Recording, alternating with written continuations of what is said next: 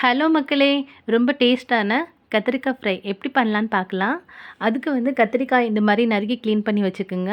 இப்போ தாச்சி காஞ்சிருச்சுங்க. அது கூட ஆயில் ஊத்திக்கலாம். தாளிக்கிறதுக்கு கடுகு பருப்பு போட்டுக்கோங்க.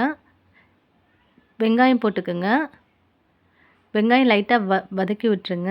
இப்போ கொஞ்சம் தட்டி வச்சுருக்க பூண்டு அது கூட சேர்த்துடுங்க. தக்காளி சேர்த்துடுங்க. தக்காளி சேர்த்துட்டு லைட்டாக கிண்டி விட்டுக்குங்க. இப்போ அது கூட கருவேப்பிலையும் சேர்த்துக்குங்க. கருவேப்பிலை சேர்த்துட்டு நறுக்கி வச்சுருக்க கத்திரிக்காயை அது கூட சேர்த்துக்கலாம். சேர்த்துட்டு லைட்டாக கிண்டி விட்டுருங்கங்க. கத்திரிக்காய் வேகிறதுக்கு இப்போ உப்பு போட்டுக்கலாம். உப்பு போட்டுட்டு அது கூட கொஞ்சம் மஞ்சத்தூளும் சேர்த்துக்கலாம். மஞ்சத்தூள் போட்டுட்டு லைட்டாக கிண்டி விட்டுக்குங்க. கிண்டி விட்டுட்டு ஒரு மூடி போட்டு மூடி வச்சுருங்க. கத்திரிக்காய் இப்போ லைட்டாக வெந்து வந்துடும் இந்த மாதிரி. இப்போ வந்து நம்ம மிளகாய் பொடி போட்டுடலாங்க. நான் வீட்டு குழம்பு தூள் தான் எடுத்திருக்கேங்க. குழம்புத்தூள் போட்டுட்டு லைட்டாக வந்து கிண்டி விட்டுருங்க.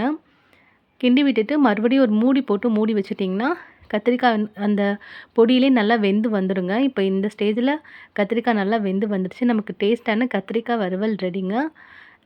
இப்போ நான் வந்து மாங்காய் சாதம் செஞ்சேன். ஸோ அது கூட மாங்காய் சாதமும் கத்திரிக்காய் ஃப்ரையும் வச்சு சாப்பிட்டோம்.